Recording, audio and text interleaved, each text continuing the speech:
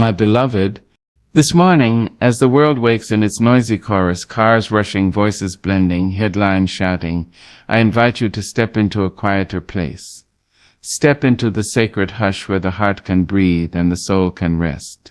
This is not a place you must travel to by train or by car.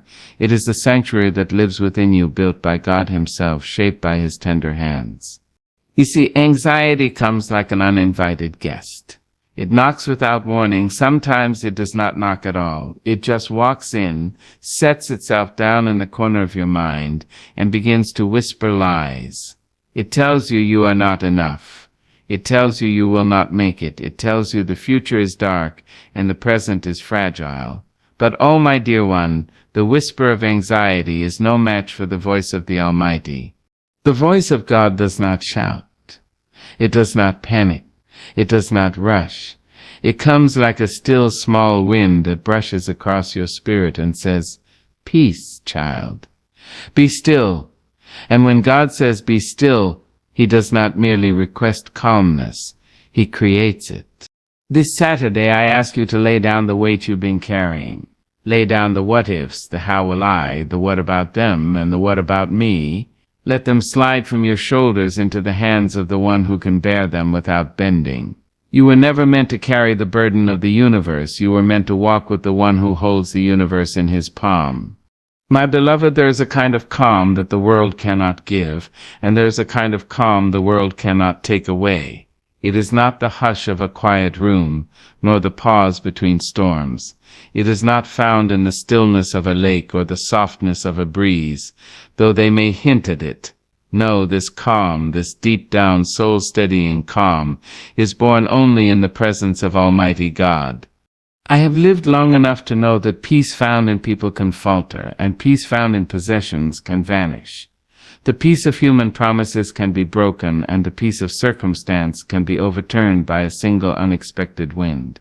But the calm that comes from God, ah child, that calm is like a great rock in the middle of the ocean. The waves can slap at it, the wind can howl around it, but it stands unmoved, ancient and unafraid. When God steps into the room of your spirit, you feel it. The air itself changes. It is as though the restless rhythm of your anxious thoughts begins to slow, as though the noise inside your mind finally bows before a higher music. The voice of God is not a shout. It is not the shrill cry of panic that fear so often sends. The voice of God is steady. It speaks with the authority of eternity and the gentleness of a mother singing over her child. And when He speaks, everything that was shaking inside you begins to still. I want you to know something, dear one. You do not have to go far to find this presence. You do not have to cross deserts or climb mountains. You don't need the right words or the right posture. The presence of God is not far away. It is a breath away. It is as close as your whispered prayer, as near as the thought you direct toward Him. You can be sitting at your kitchen table, the bills scattered before you like a storm, and still feel His calm settle over you like a warm quilt on a cold night. You can be lying awake in the darkness, heart racing with fears of tomorrow, and still feel His hand upon your shoulder, steady and sure. You see, the world will always give you reasons to be unsettled. It will parade its troubles before your eyes, fill your ears with its bad news, and try to persuade you that chaos is the natural state of things. But God is not moved by headlines. God is not shaken by stock markets, by diagnoses, by politics, or by the storms of men.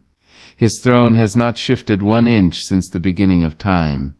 And when you step into His presence, you step into the unshakable.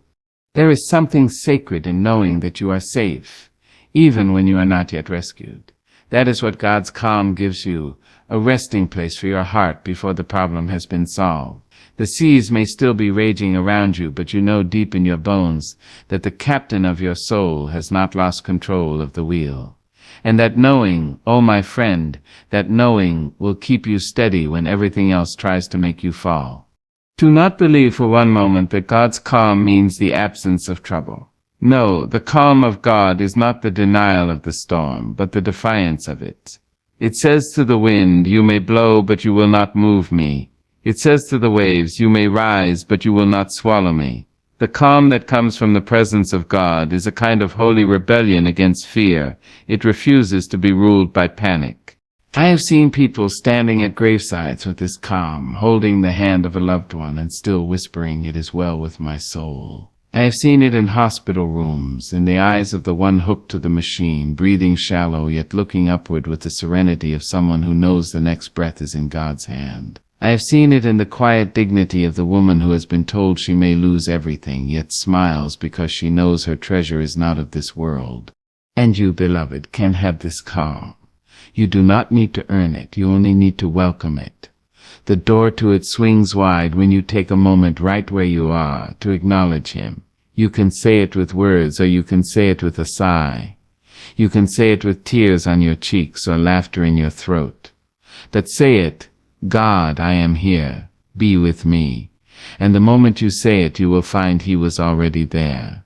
Sometimes you will feel this calm wash over you suddenly like a cool stream over hot skin. Other times it will seep in slowly, filling the cracks of your heart like light slipping through a closed curtain. Either way it will come, because the presence of God does not play hide and seek with His children. He delights to draw near to those who call Him. Oh, my dear one, if only you could see yourself as God sees you when you are in His presence. You are not frantic. You are not lost. You are not forgotten. You are like a small child curled up in the lap of the one whose arms have spanned galaxies, whose voice has shaped the mountains, and whose love has never failed. The world may still be roaring outside, but inside the embrace of His presence, there is a quiet so complete, so full that anxiety has no room to live. And here is the beautiful truth. Once you have felt that calm, you will not be satisfied with the counterfeit peace the world offers. You will hunger for the real thing. You will return to His presence again and again, like a bird returning to its nest, like a traveler returning home. You will learn that it is better to spend one moment in His presence than 1,000 elsewhere. And you will find that your anxious thoughts, those uninvited guests, do not stay long when the King Himself is sitting in the room. So today, choose to step into that holy space. Do not wait for the noise to die down. Bring the noise into His presence. Do not wait for the storm to pass. Bring the storm to His feet. And there, in the shadow of the Almighty, you will find that calm is not something you have to chase. It is someone who has been waiting for you all along. Because when you are in the presence of God, my beloved, you are not just calm, you are held. My beloved, there comes a moment in every life when the weight becomes too much to carry. Your back aches not because the body is weak, but because your soul has been hauling burdens it was never meant to bear. Worries have a way of piling themselves high, layer upon layer, until you find yourself stooping under their weight. There are the worries you picked up yourself, thinking it was your responsibility to keep everything together. And then there are the worries that others have handed to you without asking, without apology, and somehow you have carried those too. But hear me, child. God did not design you to be the beast of burden for every trouble in your path. You were not formed from the dust to be bowed down beneath the load of the world's fears. You are shaped in the image of the Almighty to walk upright, to breathe free, to live unshackled. And yet, how often we strap the troubles of yesterday and the fears of tomorrow across our shoulders, dragging them with us like heavy stones in a sack. I know why we do it. We think if we don't hold on, it will all fall apart. We think our grip is the only thing keeping the pieces together. We think God might need our help to hold the universe in place. But, oh beloved, how wrong we are. The one who hung the stars in the sky and told the oceans where to stop does not need our hands to steady His creation. The one who split the Red Sea and made the sun stand still will not lose control because you loosen your grip. And that is why He calls to us, over and over again, "Cast your burden upon me, and I will sustain you." He doesn't say, "Carry it a little longer." He doesn't say, "Hold it until you can sit anymore." He says, "Give it to me now. Place it in my hands. Let me take it from you." I have seen people live under the crushing weight of things they could have released years ago. A grudge that hardened into bitterness. A disappointment that turned into shame, a fear that grew so large it became a shadow over every step they took. And yet when they finally opened their hands and let God take it, you could see the years lift from their faces. It is a holy thing to watch a soul be set free from what it was never meant to carry. Think about this: when a child is tired, they do not keep walking with their little legs trembling under the weight of the day. They lift their arms to their parent, a silent plea saying, "Carry me." And the parent does not say, "No, you keep walking, you need to be stronger."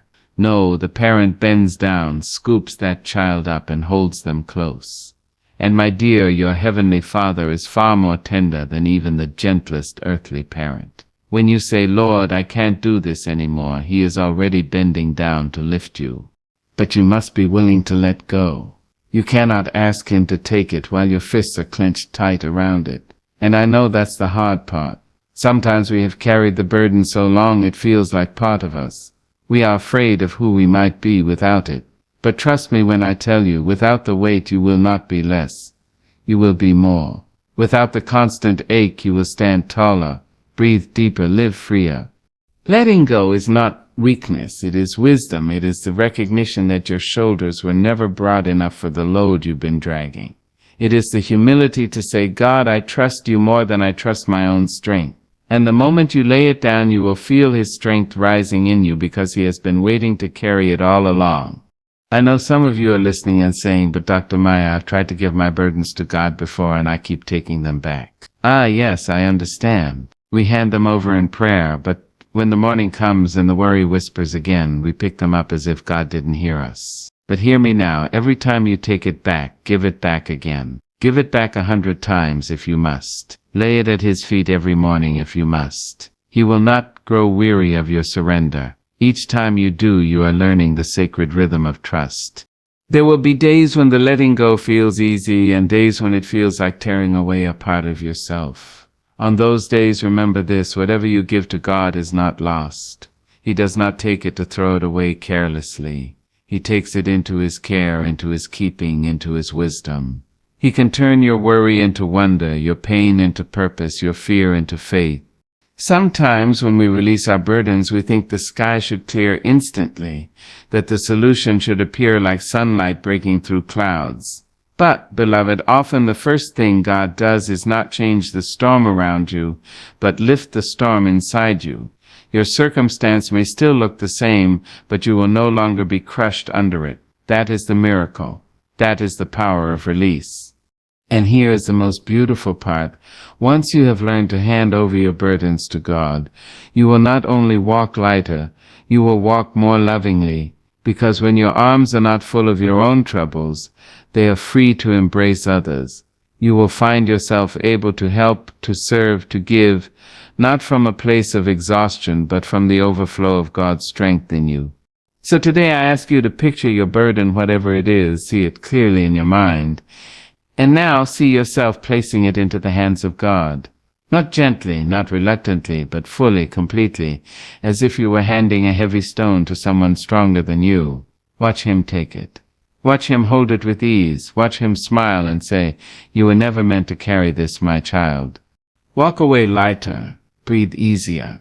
Step into the rest that only comes when you trust the one who has been holding you all along. And the next time the weight tries to climb back onto your shoulders, you say, "No, this belongs to my God now. I am free." And you keep walking, head high, heart unburdened, spirit steady. Because you are not made to carry it all. You are made to carry His love. And His love is the lightest load you will ever bear. My beloved, there is a place where the troubled soul can go, and there is a language the heart can speak when the weight of this life feels like too much. That place is prayer, and that language is faith whispered into the ear of the Almighty. Prayer is not simply words we say, it is the doorway into the refuge of God. It is where the restless mind finds stillness, where the fearful heart finds courage, where the weary soul finds a bed to rest in. So many think of prayer as a task on a list, something to be checked off when time allows. But child, prayer is not a chore. It is a lifeline. It is not a box to be ticked. It is the rope you cling to when the waters of anxiety are rising around you. And oh, how faithful God is to answer when His children call. I have learned that anxiety does not care if it is morning or night, weekday or Sabbath, sunshine or storm. It will creep in when it chooses. But I have also learned that prayer is not bound by the clock or the calendar. At any hour in any place you can lift your voice, your thought, your sigh toward heaven, and heaven will hear you. You can be in the grocery store pushing a cart through the aisles and send up a prayer that steadies your hands. You can be in traffic, hands gripping the wheel, and whisper a prayer that calms your breath. You can be lying in bed in the darkest hour, eyes open with worry, and pray a prayer so soft that only God Himself hears it, and He will answer. Prayer is where you lay bare your soul. It is not where you perform, not where you put on fine words or polished speeches. God is not moved by eloquence. He is moved by honesty. He listens not for perfect grammar, but for the sincerity of a heart that says, Lord, I need you. When you pray, you can weep, you can groan, you can speak in fragments, you can say nothing at all and simply sit in His presence. And He, knowing the language of every tear and every silence, will understand. When anxious thoughts begin to circle like vultures above your head, prayer is the shield you lift to send them scattering. When fear grips your chest like a thief in the night, prayer is the light that sends it running. Do you see, beloved? Prayer does not simply change the situation, it changes you in the situation.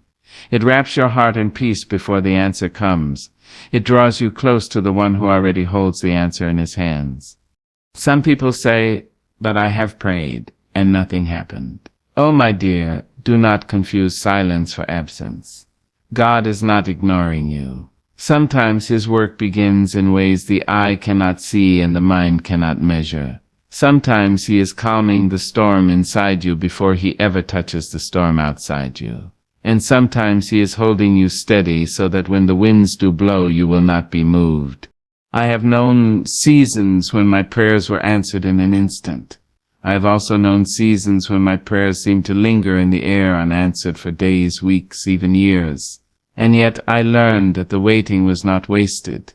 The waiting became the place where my trust grew, where my faith stretched, where my roots sank deeper into Him. Prayer is not just about the request, it is about the relationship it builds. Think of prayer as stepping into a shelter during a heavy rain. The storm may still rage outside, but you are safe inside. Anxiety may still be on the horizon, but in the refuge of prayer, it cannot soak you to the bone. Every time you pray, you step under the covering of God's presence. Every time you pour your heart out to Him, you are reminded that you are not alone in the storm. And here is the wonder of it. Prayer does not need to be loud to be powerful. Some of the strongest prayers are whispers. Some of the most effective prayers are only a single word: help, Jesus, peace. The name of the Lord is a prayer all by itself, for when you speak His name with faith, the very atmosphere shifts. If anxiety is a chain, then prayer is the key. If fear is a flood, then prayer is the lifeboat. If hopelessness is a prison, then prayer is the open door. God has given us this gift, not as an ornament for special occasions, but as the everyday bread of our souls. Eat of it daily, and you will be strengthened. Drink of it often, and you will never be dry. When you pray, do not rush. Take your time in His presence. Imagine you are sitting with a dear friend, one who loves you beyond measure, one who is not distracted by clocks or phones. That is what prayer is, a conversation with the one who has all of eternity to listen. Tell Him your fears and then wait to hear His truth. Tell Him your confusion and then rest until you feel His clarity. Tell Him your sorrow and then linger until His joy begins to seep into your bones. And beloved, do not think prayer is only for the desperate. Prayer is for the daily. Pray when your heart is heavy, yes, but also pray when it is light. Pray when you are in need, but also when you are in gratitude. Fill your life with prayer until it becomes as natural as breathing. For when prayer becomes your habit, peace becomes your companion. There is something unshakable about a person who prays. They may be surrounded by trouble, yet they walk with a steady step. They may hear the roar of the storm, yet they sleep soundly. They may face uncertainty, yet they speak with hope. That strength is not from themselves. It is the fruit of time spent in the refuge of prayer. So when your thoughts begin to race, when your pulse quickens, when you feel the tightness in your chest, pause. Lift your eyes, open your mouth, or simply open your heart and pray. Let the words, however small or broken, rise like incense before the throne. And know that the one who sits upon that throne bends low to hear you. Prayer will not always change what is around you instantly, but it will always change what is within you. And when your inner world is steady, the outer storms lose their power. That is the gift. That is the miracle. That is why prayer is not just a religious act. It is the breath of the soul, the key to calm, the anchor for the anxious heart. And you, my beloved, can have it at any moment. No gate stands between you and the God who listens. No distance can keep him from your cry. The line is always open, the welcome always warm. So pray, pray when you wake. Pray when you work. Pray when you work. Pray when you wonder. And as you do, you will find that his presence is not far, his peace is not fragile, and his comfort is not fleeting. For prayer, dear one, is the refuge where anxious thoughts come to die, and where the peace of God comes to live. My beloved, peace is a precious thing, but it is often misunderstood. So many believe it must arrive in a flash, as though the moment you pray, the clouds will part, the sun will blaze, and the air will fill with the music of deliverance. And sometimes, yes, peace can come that way, swift, undeniable, overwhelming, like a rushing river that sweeps you up and carries you to safety. But more often, peace comes quietly, it tiptoes in. It rises slowly, like the dawn, stretching its golden fingers across the sky, pushing the darkness back one gentle inch at a time. You may look for fireworks, but God may give you a candle. You may expect a sudden shout, but he may answer with a whisper. And that, dear one, is no less a miracle. For the peace of God is not a performance. It is a presence. It does not need to rush to prove its power, because it knows it will endure. Think of how the morning arrives. Night does not fall away all at once. The world changes color little by little, midnight blue to pale gray to soft rose to gold. And before you even realize it, the day has come. This is how peace often works in the soul. At first you are still aware of the shadows, your worries still mutter, your fears still shuffle around in the corners. But then something inside you begins to shift. You find yourself breathing deeper. Your shoulders loosen their grip around your neck. The thoughts that were once running wild begin to slow, to soften. And you realize you are calmer than you were yesterday. You are calmer than you were an hour ago. Peace has been working in you quietly, faithfully, while you were still looking for something louder. I have seen people turn away from this kind of peace, because it did not arrive in the way they imagined. They thought God was absent because they still felt some anxiety after they prayed. But child, understand this, the lingering shadow does not mean the sun is not rising. Some storms are not silenced with a single word. They are quieted step by step, moment by moment, until you are standing in a stillness so complete, you cannot remember how the waves once roared. And here is a truth you must hold on to. Peace that comes gradually is often the peace that lasts. A sudden calm can bless you for a day, but a slow, deep peace will hold you for a lifetime. When God builds peace in you brick by brick, he is also building strength, trust, and endurance. He is teaching you how to remain steady not just once, but again and again, no matter how many storms come. Sometimes peace begins not with the removal of trouble, but with the reminder of who walks with you through it. You may still be in the same place, still facing the same challenge, but something has shifted in your spirit. You are no longer alone in your mind. You can sense his nearness, like a hand at the small of your back, guiding you forward, like a presence standing guard at the door of your thoughts, refusing to let fear run rampant anymore. That is the slow work of peace, building a shelter inside you where the wind cannot reach. Do not be discouraged if your heart is not silent the moment you pray. Healing takes time, and peace is a kind of healing. It mends the frayed edges of your mind. It binds up the broken places in your spirit. It teaches your heart to rest again. God knows how deeply the anxious thoughts have rooted themselves, and he knows how to gently, patiently untangle them so they cannot grow back. I have found that this kind of peace comes in layers. The first layer is relief. You realize you are not carrying your burden alone anymore. The second is reassurance. You begin to trust that God will do what He has promised. The third is rest. You stop looking over your shoulder, waiting for the trouble to return, and you begin to live freely again.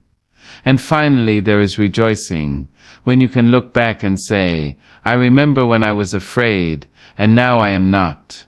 When peace arrives slowly, it often brings gifts with it: gratitude, patience, perspective. You begin to notice things you missed before: the way the light falls through the window in the morning, the sound of your own laughter after days of silence, the way the air feels easier to breathe when you're no longer gasping for control. This is the fruit of peace, planted deep and watered daily in the soil of trust. And beloved, remember, peace is not fragile. It may be gentle, but it is not weak. True peace is not the absence of conflict. It is the presence of God's authority over it. It does not waver when the wind picks up again. It stands because it is rooted in Him and He cannot be moved. So when you find yourself waiting for that deep calm to come, do not give up in the in-between. Keep praying. Keep surrendering. Keep stepping into His presence, even if you still feel the tremble in your bones. One day you will realize the tremble has stopped. One day you will notice you are walking in peace without even thinking about it. The peace that God gives is not a momentary escape from trouble. It is the quiet assurance that you are held in His hands no matter what trouble may come. It may take time for your heart to catch up to that truth, but it will. And when it does, that peace will not only fill you, it will spill from you. Others will see it. They will wonder how you can smile in the storm, how you can speak gently in the face of harshness, how you can walk steadily on uneven ground. And you will know it is not you, it is Him. So be patient with the process. Let peace take its time. Let it seep into the cracks, soak into the dry places, rise in you like a quiet tide. Trust that the God who began this work will complete it. And when it is done, you will carry that peace into every place you go, a living testimony that the storms may rage, but they cannot drown the one who walks with the Prince of Peace. My beloved, there is a truth you must carve deep into your spirit. You are not alone in this life, and you are not the one holding the world together. It may feel that way some days. It may seem that if you stop thinking about the problem, if you stop worrying over the details, everything will crumble. But hear me now.